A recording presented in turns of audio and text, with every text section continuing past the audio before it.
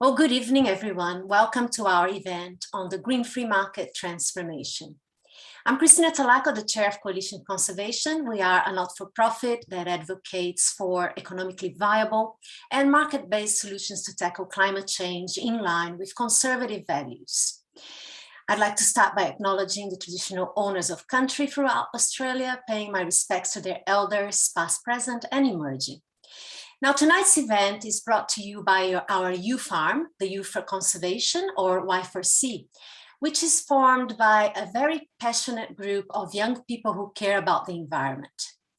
Y4C has been mobilizing young people around Australia and also overseas to close the ideological gap in the environmental movement, and they're promoting bipartisan action. The need to include youth voices in the climate debate has become very pressing at the moment, as young people whose futures are threatened by accelerating global heating are increasingly demanding action towards a more just, equitable, and a climate resilient society. So I'd like to thank Y4C and its chair, Riley Taylor, for their hard work. And before I actually hand over to Riley, I would also like to thank our speakers tonight, New South Wales Minister for Energy and Environment, Matt Kean, and our C4C Director in WA, Tamahra Dempsey. She's also with Fortescue in hydrogen. Matt has been a great supporter of our work. And as we all know, he's achieved somehow legendary status when it comes to protecting the environment. He's been a champion, especially amongst the youth, as a very inspiring leader in decarbonization and conservation. And I think it's because he understands very well that the transition is not only necessary for our planet, but it's also the only financially rewarding option at the moment. And he's also holding very firmly to that steering wheel to take us to net zero, building all the roads to get us there. So without further ado, it's my great pleasure now to leave you in the very capable hands of Riley, the Y4C chair, and Kean, the president of the Macquarie University's Freedom Club, and they will be moderating tonight's event. Thanks, Christina. Hi, everyone. I hope you're all staying safe and well. For those of you who don't know me, my name is Riley, and as Christina mentioned, I'm the chair of the Youth for Conservation group, which is the youth wing of C4C. For anyone who is unfamiliar with our organisation, I would encourage you to follow our Facebook page and to subscribe to our upcoming newsletter. What we do is we try to provide a platform for young Australians who may feel disillusioned with the extreme views offered to our demographic in this discussion. And to accomplish that, we organise events with a diverse range of speakers, including members of Parliament and also industry leaders and activists. And we regularly make submissions to parliamentary inquiries to advocate for more effective environmental policy. Now, we live in an incredibly divisive, uncertain, and frankly scary time. Everywhere we look, it seems that we are confronted by a flux of change. Whether it be global pandemics, political instability, or mounting civil disobedience, it has been easy to get swept up in what feels like a sea of bad news. Perhaps the most concerning of all recent news stories has been the report recently published by the IPCC. Whilst reiterating much of what we already know regarding the human role in climate change, we are confronted with the stark reality that this is a race against time, and that at our current pace, it may not be enough. But it's not all doom and gloom. Throughout all of this, there has been an unprecedented revolution towards technologies that are more clean and more effective. This is no longer a pipe dream. This is the future of our economy and the future of our industry. Just last month, the world's first shipment of commercially produced green steel was delivered to Swedish truck manufacturer AB Volvo, with a new fleet of green steel vehicles already being planned. Beyond manufacturing, all across the world, we are witnessing a decisive pivot towards greener energy generation, even in areas of deep economic disadvantage, such as the Democratic Republic of Congo, where Fortescue Metals Group is leading the charge to develop the world's largest power station, which is a hydroelectric dam. Or we could look west in our own backyard to the Pilbara, where a consortium of global energy leaders are set to build the Asian Renewable Energy Hub, which will utilise our abundant solar energy to produce hydrogen and ammonia. This revolution is not driven by heavy-handed government intervention, it is driven by the free market. None of this would be possible without a strong and robust private sector. Competitive market forces are driving further innovation in this space and leading to newer and more exciting decarbonisation opportunities. However, the government still has a leadership role to play in all this. It is the government's role to ensure that the private sector is supportive and the market remains fair and competitive, and to continue signalling investments into the decarbonised future. Now, we're incredibly lucky to have a state government here in New South Wales that has pursued these objectives with the utmost effectiveness, professionalism, and transparency. And this example can also be seen in state governments in South Australia and Tasmania. The green transformation occurring in our free market has only become a more important topic in the wake of the IPCC report. We've already experienced as a country the trauma of severe weather events like the devastating Black Summer bushfires, and we have been left scarred as a nation. But by the same token, we are also uniquely placed to become global leaders in the new green economy, owing to our abundant resources to fuel new technologies, particularly renewable energy. This gives our economy the opportunity to become an export leader, particularly in the budding green hydrogen industry, to countries such as South Korea and Japan. On that note, I will now turn to introduce our speakers, and I would also like to take this opportunity to thank them again for joining us tonight. Once both speakers have made their introductory remarks, Kean Smith, the president of the Freedom Club, will begin to moderate our Q&A. If you have a question, make sure to send it in the Q&A box. If you know anyone who is unable to make it tonight, we'll be recording and uploading this to our website, and we'll send out a link. To start with, I would like to thank the Honourable Matt Kean, the Minister for Energy and Environment, for taking the time to join us tonight.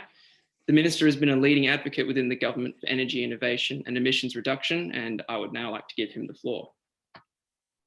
Well, thank you so much, Riley, for your outstanding leadership to show that Conservatives should actually be conserving. And it's completely in line with our values to be looking after the environment and building a stronger and more prosperous future for our country. Could I acknowledge Kean Smith for your outstanding advocacy and leadership of Macquarie Uni Freedom Club. Freedom is a fight that we must never give up on. We know that the council culture of the far left and the anti-science agenda of the extreme right cannot be left unchecked. And I want to thank you for taking on those fights, particularly on campus. Could I begin by acknowledging the traditional owners of the land and pay my respects to their elders past, present and emerging, and remind everyone that the land we gathered on was, is and always will be Aboriginal land. Ladies and gentlemen, the Prime Minister's decision last week to acquire nuclear-powered submarines and forge a new trilateral security partnership is a stunning coup for Australia and all of us who love freedom. The announcement is a clear-eyed commitment to the defence and defence capability of Australia, as well as peace and stability in our region. It is also the result of generations of Australian, American and British peoples building trust and goodwill and sharing our commitment to the liberal ideals of freedom and democracy under the rule of law. Australia needs these bonds to remain strong. For the first time in most of our lives, the prevailing view that democratic and free societies, the gold standard, is under threat. In our region, the Chinese Communist Party is showcasing an authoritarian alternative to democracy, which represses citizens at home and bullies neighbours abroad.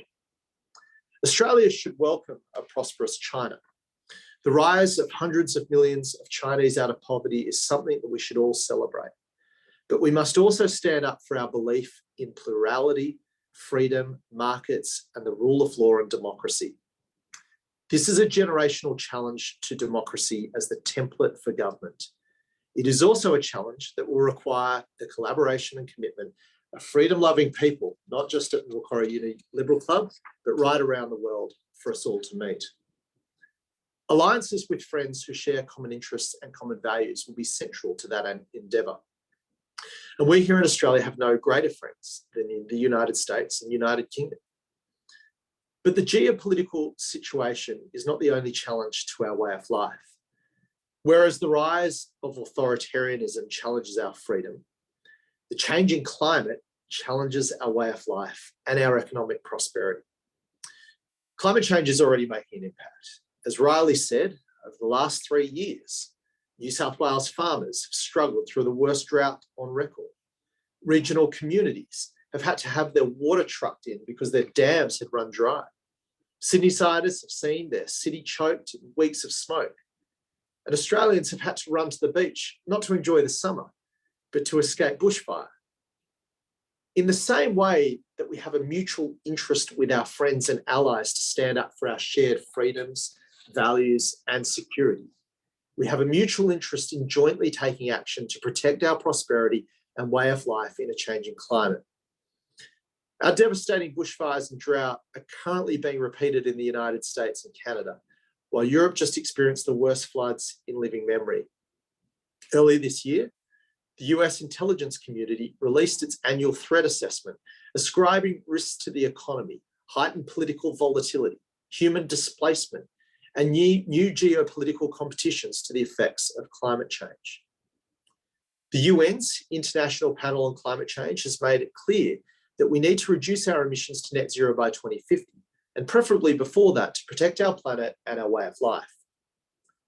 Like our security situation, climate change is a global problem requiring global solutions and collaboration between friends and allies.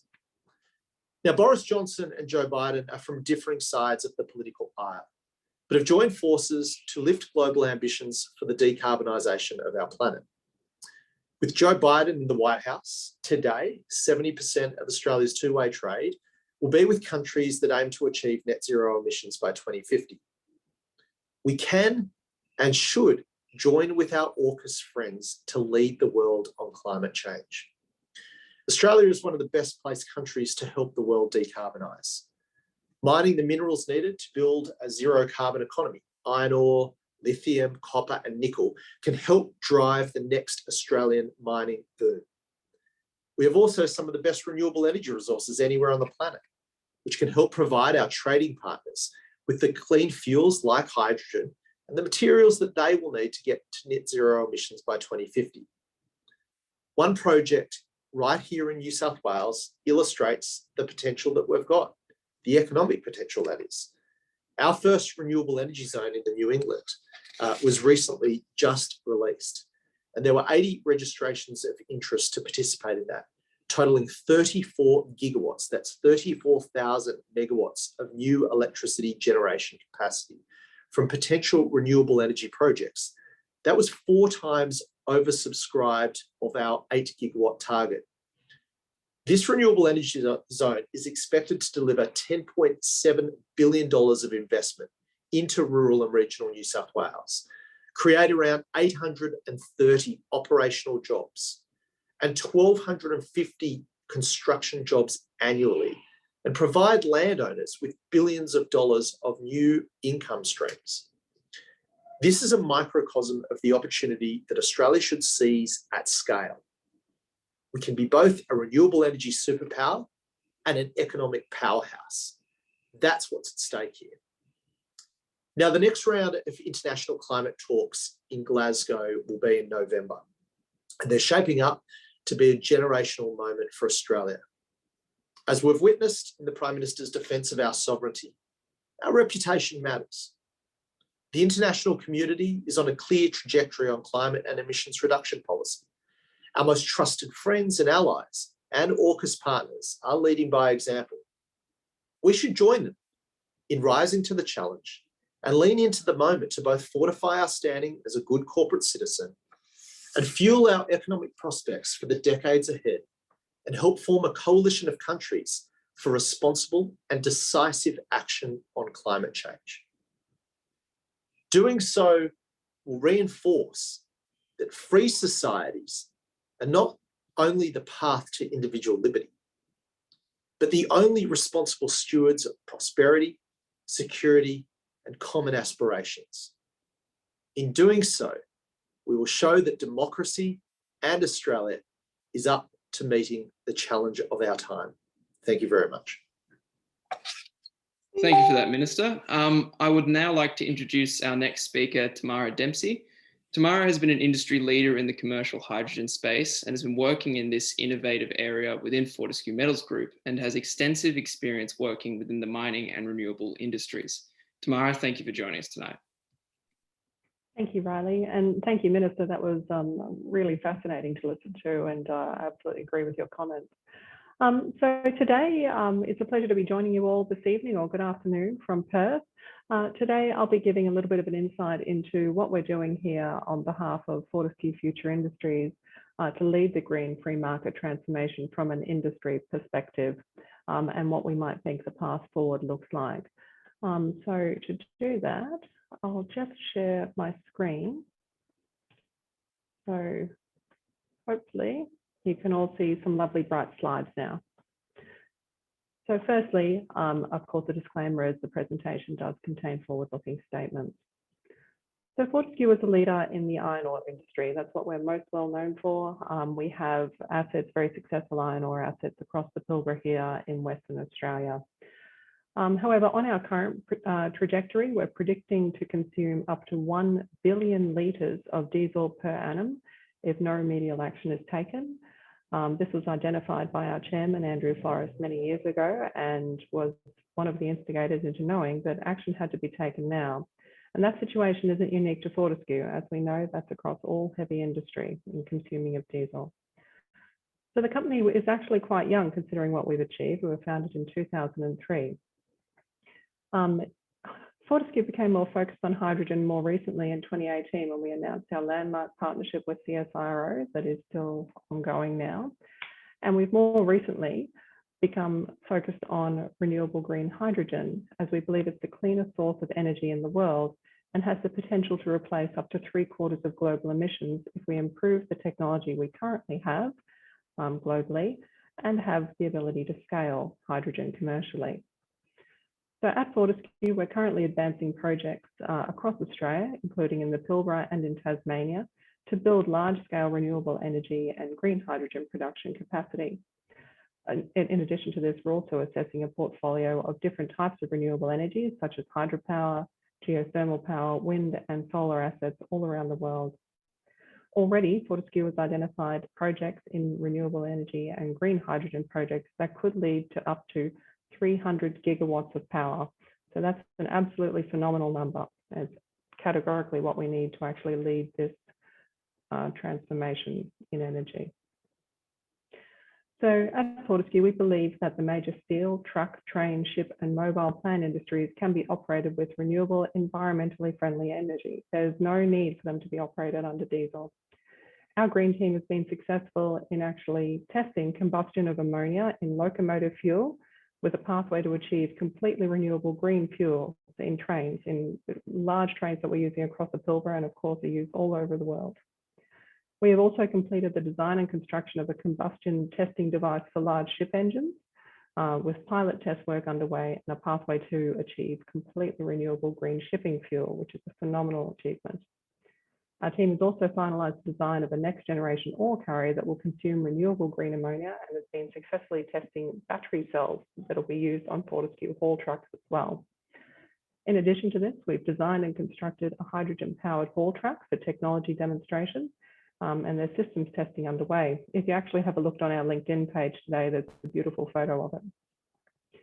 Our team has designed and constructed a hydrogen powered drill rig, which is used throughout mining in Australia and around the world for technology demonstrations, and systems testing for this is actually underway as well.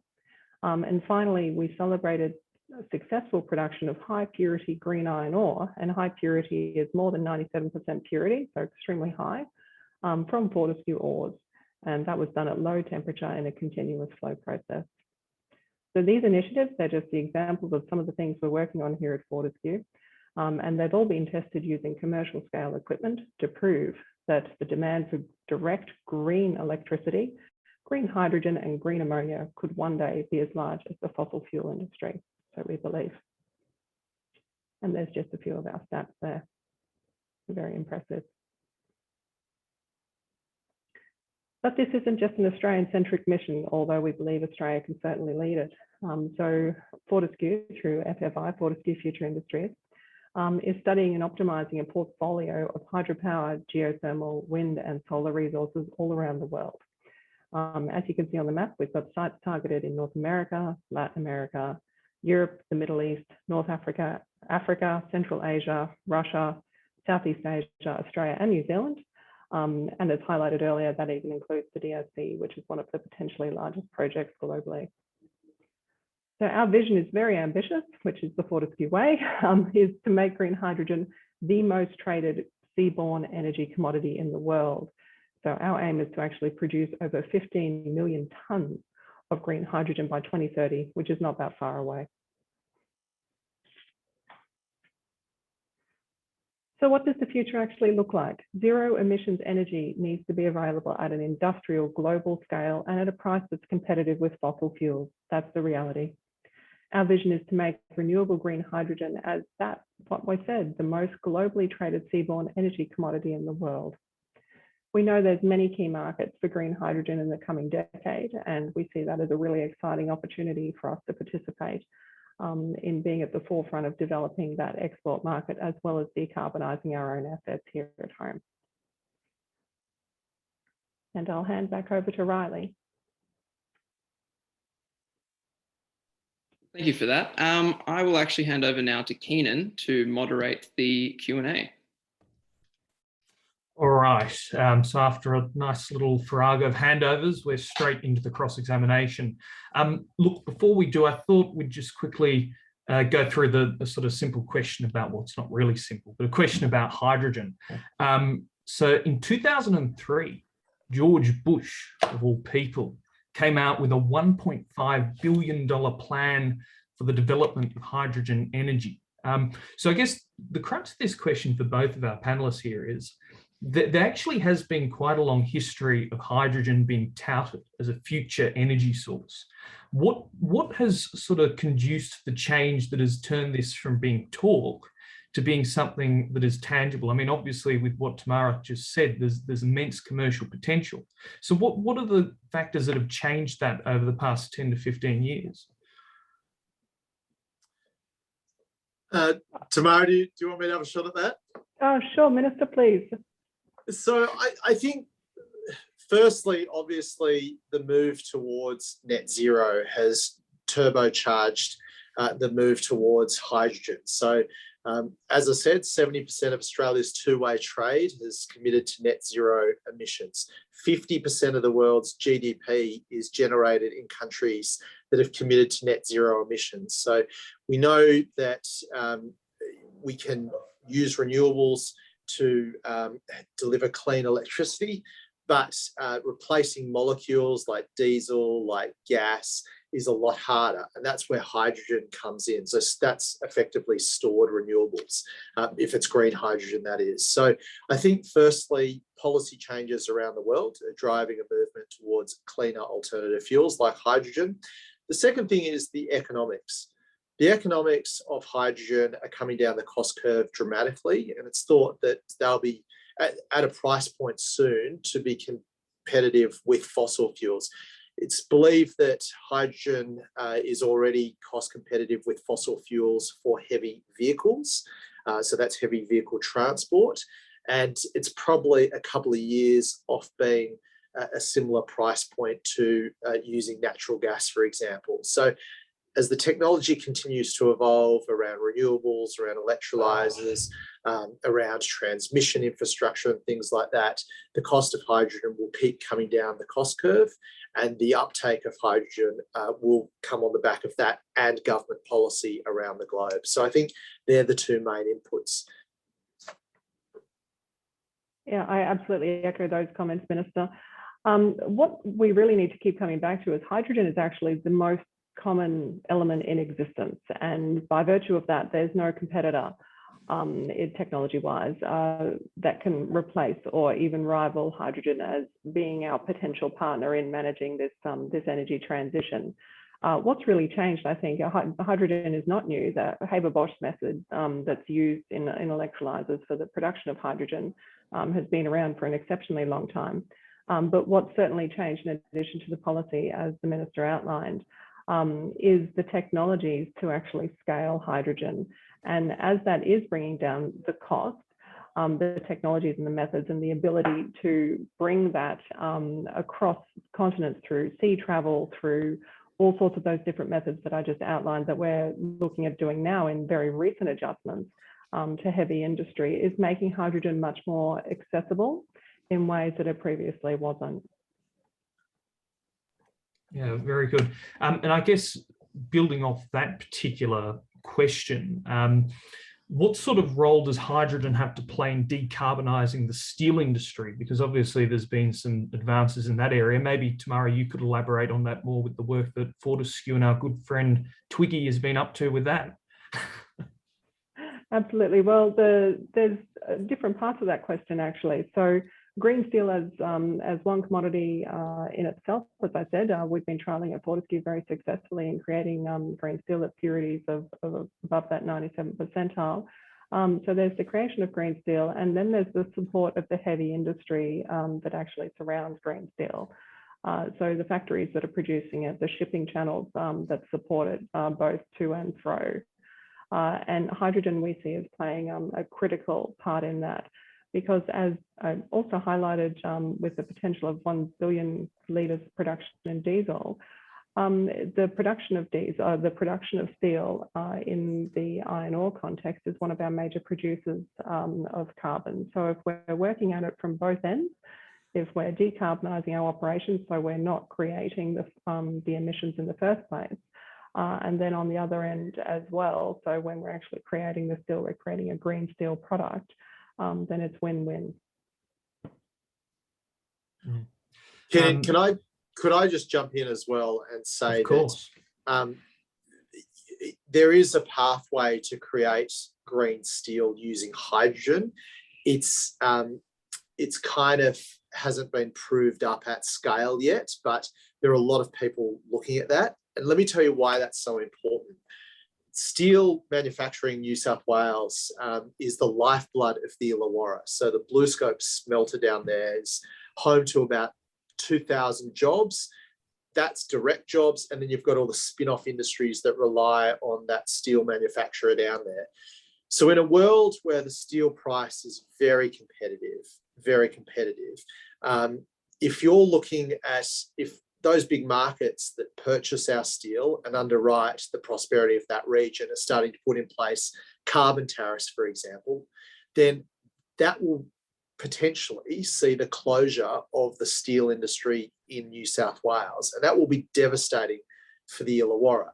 So what we as policymakers need to do is identify that risk to those industries and those communities, and we know that carbon is a huge risk to the Illawarra, to the Hunter, and to many of our energy-intensive industries in Australia. What we need to do is support those industries to move to a cleaner product so that they can continue to sell those materials at a competitive price into those markets like the US, like the EU, like the UK, like Japan and South Korea. Otherwise, that will come at the expense of our prosperity, of thousands of jobs, and will impact whole communities that, if the policy settings aren't right, could never recover. We're not taking that risk here in New South Wales. We've got a plan to be able to create green hydrogen here. That will be our focus. We'll release our hydrogen strategy very quickly. We've got a plan to support the transition of our heavy industry like BlueScope to provide green products, to ensure that we safeguard those businesses in a very quickly changing world. The Industry and Innovation Fund, a $750 million fund that I've set up, is designed to support BlueScope transition to a green future and safeguard those jobs and safeguard those communities. And that's on the back, that's their Scope 1 emissions. Their Scope 2 emissions, which are basically the emissions through the electricity they generate off-site. We've got a plan to completely decarbonise our grid if we need to by 2030, and that's the Energy and Infrastructure Roadmap. Again, it's not just about greening the grid, it's also delivering cheaper and more reliable power. So you can see how all those inputs are going in to safeguard, traditionally dirty or heavy industry in New South Wales, helping them be green and helping them compete in that new world which they'll be required to operate. Yeah, definitely. Now, the next question that we've got that builds off, I guess, the hydrogen question more broadly is what are the sort of, and this is from Richard Lange, what sort of green hydrogen export opportunities have we got to our neighbours in Southeast Asia? Are there any particular ones that stand out at the moment? Probably Tamahra first. Yeah, absolutely. So right across Southeast Asia, you would have seen through the press that each country has made very ambitious and really excellent declarations of their goals for transitioning their own countries across to net zero, and hydrogen as being largely the carrier for doing that. Just as an example, Japan, South Korea and China have all pledged together almost 8 million hydrogen fuel cell cars to be on the road. So that's on a very domestic sort of residential aspect and totally separate to the industrial scale that they're also committing to. So there's fantastic opportunities for take up all through Southeast Asia. Yeah, Keenan, I mean, this is a big focus of me. I mean, 3 of Australia's top 4 trading partners, Japan, the Republic of Korea and China, have all made clear commitments to use clean hydrogen to decarbonise their energy systems. It's gaining interest in Europe. I was just on the phone with the German Minister for the Environment this afternoon. They're putting €1 trillion down to try and kickstart the hydrogen economy. They see that as really important. The beauty of us in Australia is that we've got all the inputs to be able to meet the world's hydrogen needs. We've got an abundance of cheap land, which you can cover with renewables. That's critically important because renewables at scale gets the electricity prices down to almost zero to ensure you can do those energy intensive processes like creating hydrogen through electrolysis. So the only way you can do cost-effective hydrogen to compete and sell into those international markets is if you have cheap renewables, and we can do it in abundance here. We're doing it in New South Wales. We know that there are huge opportunities emerging, not just internationally, but in industries like around shipping, steel making, chemical production, that see hydrogen as a long-term alternative to their dependence on fossil fuels. Those markets will emerge around the 2030s, but you can't just deliver the product overnight. You've got to start now to scale up the industry if you want to grab those remarkable opportunities.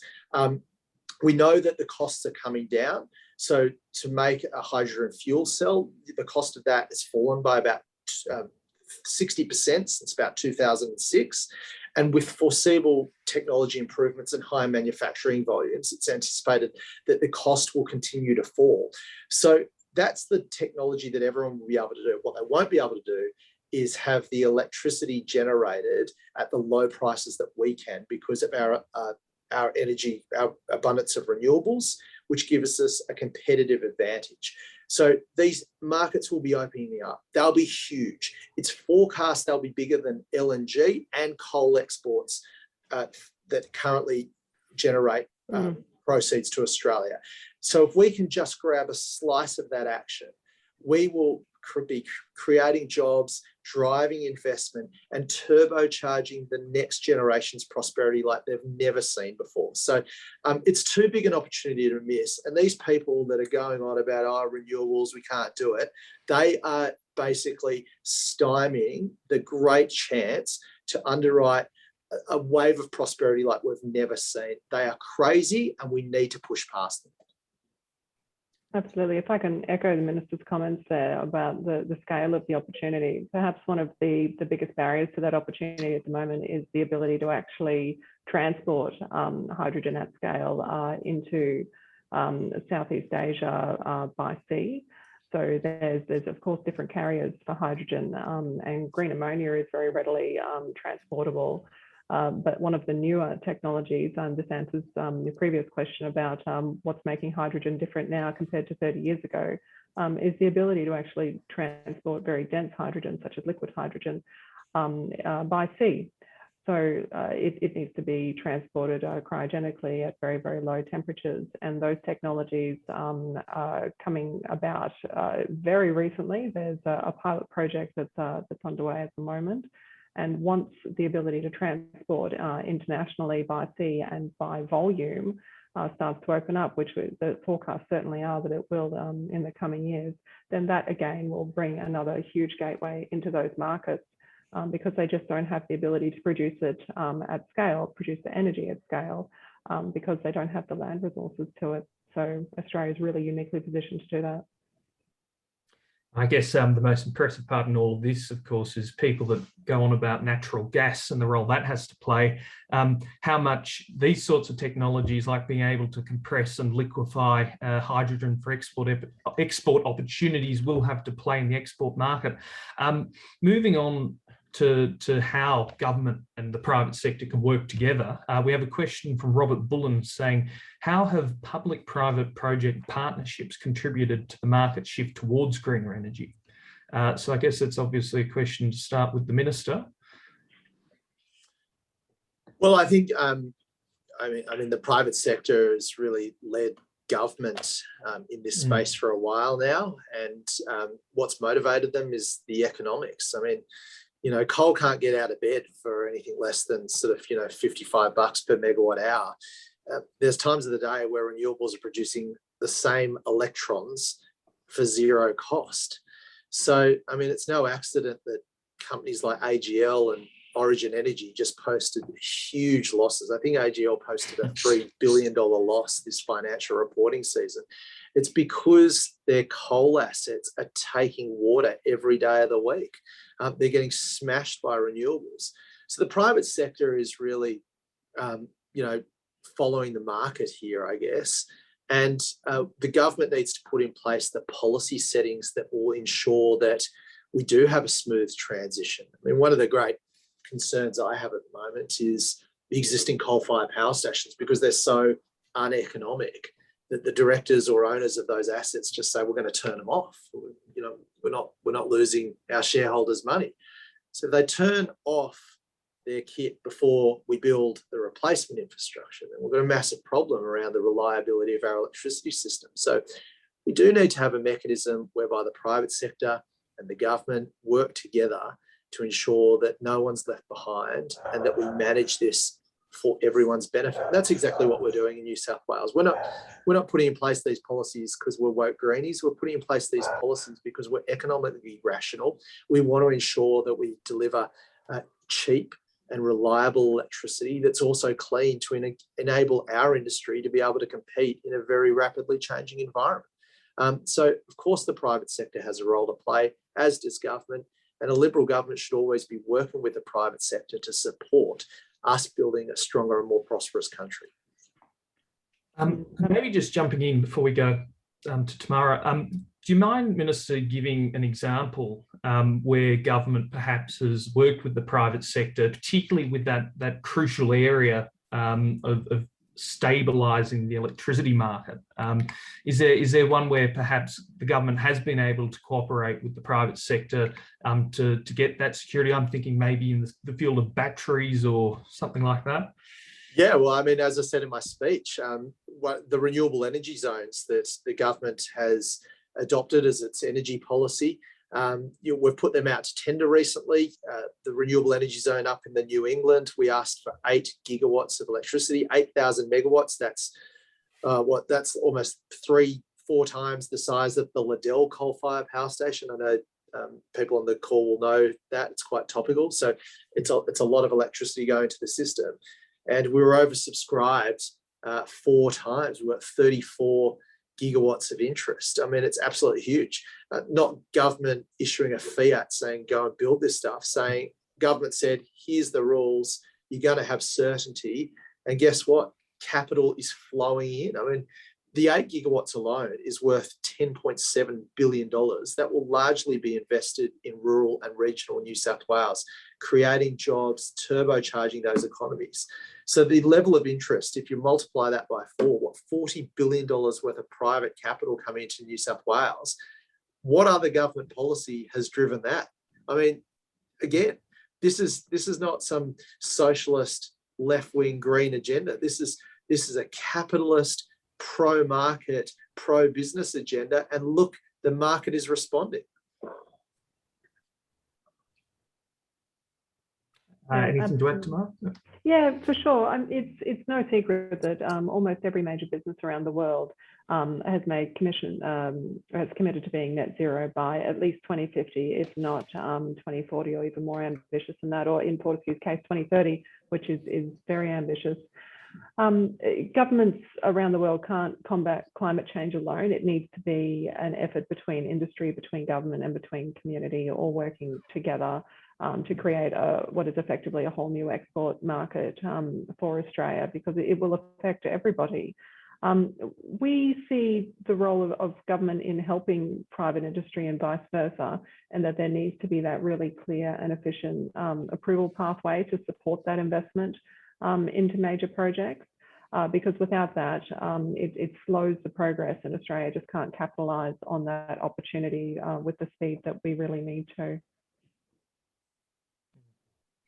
I think that's definitely something that most people on the call would agree with, is getting rid of the red tape surrounding a lot of these projects and ensuring that there's a clear pathway to getting them rolled out is so important. Now, in terms of vehicles, are there any existing policies that maybe the Minister can elaborate on? And certainly in Tamahra's case, anything that should be enacted in terms of allowing electrical or hydrogen vehicles to be rolled out both quickly and effectively in the Australian transportation sector? And that's a question from Tom Burns of Macquarie University. Great question, Tommy.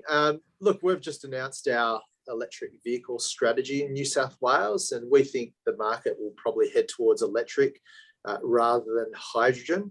That's just what the vehicle manufacturers are telling us. Our strategy would support hydrogen-fueled vehicles coming into the New South Wales market. We're not ruling it out, but the sense I get from the vehicle manufacturers, and we're talking to big right-hand drive car manufacturers out of Japan, the UK, etc., they're all moving to electric. They're betting on electric. So we're going to be prepared for an influx of those vehicles coming to the market, because that's all that's being produced. So we welcome, we know that, so for example, Hyundai is going down the hydrogen path. They're still a few years away from developing that technology at scale or rolling it out into the Australian market at scale. We'll support that if they want to go there, but it means rolling out fueling infrastructure. And right now, the availability of hydrogen, let alone the charging networks, etc., is not there. So it's probably more speculative than the EVs, which are coming with force. If I could just build on that, electric vehicles are a little bit of a controversial topic in a lot of ways, because even though, yes, absolutely, they may produce less emissions, if they're still recharging by drawing off a grid that is powered by fossil fuels, which at the moment is what we're looking at across Australia, then ultimately they're still leaving a carbon footprint, which is what the hydrogen fuel vehicles or hydrogen cell vehicles don't do. So we see there as being a massive opportunity for hydrogen cell vehicles moving forward, both in a domestic passenger vehicle sense and also in the larger buses and larger scale vehicles. There does need to be, of course, refueling infrastructure to support that. To answer your question, Kean, of what might be holding it up at the moment, and the regulatory processes behind that as well, of course. But for example, at Fortescue, we've actually got a $32 million project on its way in the Pilbara at the moment, where we're building Australia's first zero emissions mobility at a mining operation. So we've actually got 10 Hyzon motor vehicle buses, coaches, at our own refueling station facility, which is powered by solar, which will be ferrying all of our workers to and from site at one of our mining operations, which proves that these vehicles have exceptional capabilities. Anyone who's been to the Pilbara knows it's not all sealed roads and freeways. And so in addition to passenger capabilities, hydrogen really can do everything. We just need the ability, as I said, to scale it and to refuel, and we can all drive a Mirai to work every day. Not complete consensus on the panel here. Out of interest, a spontaneous question to do with this then, what are the key sort of areas with respect to hydrogen and transportation do we think that it will affect? Because I know, for example, in Germany, there's been a rollout of a hydrogen train, I believe, and there's been word that maybe it's more suited for heavy, large-scale transport. Could both just quickly give their opinions as to what area in transport hydrogen might be best suited for? Absolutely. I'm going to leave that one off, Minister. We really think that hydrogen is actually suitable right across industry, from the passenger vehicles that are already in production, and certainly that production is being scaled, as I'm aware, all the way through to shipping, as I alluded to, through to heavy vehicle transport, through to the enormous haul trucks that are moving around the Pilbara, the iron ore that transports it, the freighters. Hydrogen really doesn't have any limitations in terms of vehicles. Electric vehicles, on the other hand, I'm pretty sure their batteries get pretty big and pretty heavy. So that's just another plug for hydrogen there. We're hoping that Twiggy Forrest can scale up the industry around hydrogen vehicles so that the rest of us can benefit. But right now, we think that that EVs, what the car manufacturers are betting on, and we're planning for that future. It's probably, I say that as a minister, that is the member for Hornsby. So for those living in highly densely populated areas close to the cities, electric vehicles make a lot of sense. Short journeys, you can charge them up overnight. But definitely for long-range transport, hydrogen is, I think, a more viable solution. I think Alan Finkel says that, for heavy vehicle trucking, hydrogen is already cost competitive with diesel vehicles. So we definitely see a future for hydrogen in heavy vehicles and for long-distance transport. Probably not at the right price point at the moment, but right now, battery technology for electric vehicles is competitive with internal combustion engines, and far more competitive at the moment than hydrogen, passenger vehicles. So we think that's probably more likely to take off in the short to medium term. Yeah, very good. A quick disclosure, the Minister is an owner of a Tesla vehicle. Now, moving on. We've obviously got some very good dynamic policy going on at a New South Wales level, from abatement strategies to the work that's being done that we've heard throughout tonight, working and partnering with the private sector.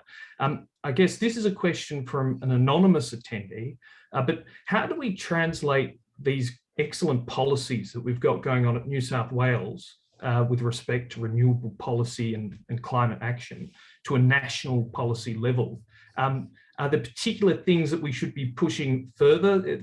And are there particular areas that, for example, for both panelists, that should be pushed particularly at a federal level that need action on? Well, let's go. Don't rush. I will court controversy if I say something. So maybe Tamahra can kick off and I can agree with her. Oh, sure. I think the real impetus at the moment, we need the ability to scale hydrogen, and to do that, we need the projects to be approved, to get off the ground, to start construction and to start production. So that really, those approvals with government. So having an efficient pathway process, having the governments really supportive of the projects and enabling those projects to go ahead at scale, I think is really going to be the leader to bring along everything else that will follow in terms of the supportive industries to that. Okay, what I'd say is that, this change is coming whether Barnaby, Matt Canavan, George Christensen and Craig Kelly like it or not. I mean, the choice is ours about whether we want to get left behind and become a rust bucket state, or we want to embrace the future and set ourselves up to be a strong, prosperous and modern economy. And I'm certainly doing everything I can to ensure that New South Wales takes full advantage of these enormous opportunities that are arising. In terms of federal government policy, I get that there are challenges. The New South Wales economy, which is largely a services-based one, is very different to the Queensland resources-rich economy and the Western Australian resources-rich economy. So the federal government has a lot more complexity when it comes to setting policies for the nation than I do, setting policies to suit that are in the best interest of New South Wales. That said, a lot of these the risks that are being brought to bear on New South Wales are also being brought to bear on Gladstone and Townsville and Port Lincoln and a whole range of places. So I would say that the federal government needs to be looking to future-proof those regions and those economies. And you can do that without putting carbon taxes in. You can do that without setting targets. And I think Angus Taylor is doing some good things. The hydrogen hubs announcement they made yesterday is all about developing that early demand for hydrogen, matching supply and demand, and helping to scale that industry in areas that are massively under threat because of the potential future drop-off in coal, the potential decline in LNG exports. So we in New South Wales, we're partnering with the federal government to develop the hydrogen industry in the Hunter and in the Illawarra, two regions massively under threat from climate change. So too does the federal government need to ensure that we keep steel making here and aluminium here and heavy manufacturing here. How do we do that? We do that by ensuring that they get access to cheap and reliable electricity, which can only come from renewables. It's cheaper than coal. It's firmed up. It's just as reliable as coal and gas. And we should be rolling out those technology at scale because we've got an abundance of it. Again, you don't need a carbon tax. You don't need a net zero target to do those things. So they're the kind of policies that a government with some political constraints could put in place that would future-proof our country and potentially set it up for success. But I don't want to just future-proof New South Wales. I want to turbocharge New South Wales. I want New South Wales to lead the world and be, the Saudi Arabia of solar, to be one of the world's leading economies in what will be a green global economy. And we're putting in place the policy settings to do that. Again, this is completely in line with our liberal values. It's completely in line with our capitalist instincts. And these people that have been standing in the way of progress and seizing this opportunity are trying to consign our country to a very bleak future. And, to those branch members that have been parroting the lines of Alan Jones and Matt Canavan, I say, get out of the way, stop holding our country back, and let's move forward for a bigger, better and brighter future. Yeah. No, excellent words, I think, to end this call on, well, at least the Q&A section. And certainly the theme of tonight, I think, has been pretty clear that we are facing an inevitable change within the economy and the way we generate energy, whether we like it or not. And that whilst, of course, for many of us, we may like to hug bunnies and the environmental impact is, of course, an important element, there is something far beyond that. And that is that free market capitalism is leading us towards this. And whether you're a bunny hugger or you're not, you mightn't even, you might have particular sadistic tendencies, but that's not really the point. The point is that we are headed in this direction and that actually prosperity, economic growth, and indeed our entire future depends on it. So I'm going to hand over to the President of the New South Wales Young Liberals, our final handover of the night, to give a vote of thanks for the speakers and for the call. Thanks, Kean, and thank you to Riley for inviting me to do the vote of thanks tonight. Minister Kean and Tamahra, thank you so much for your insight and for continuing to push the dial. Matt, through the public sector, speaking up when others won't or don't, and pursuing policy reform in New South Wales unapologetically and with a steely focus for your vision to turbocharge New South Wales. Tamahra, showing leadership in the private sector, giving government the confidence to put in place these policy settings that the population and consumers have long been calling for. Thank you also to Riley, Kean and Christina for your role in bridging the business and the government sectors and the older and the younger generations. Forums such as these really help deepen our understanding of how expansive the climate debate is and all the levers that are available at our disposal today, which may or may not be available if we delay too long. So you are all doing a phenomenal job and we thank you for your contribution and for sharing with us tonight.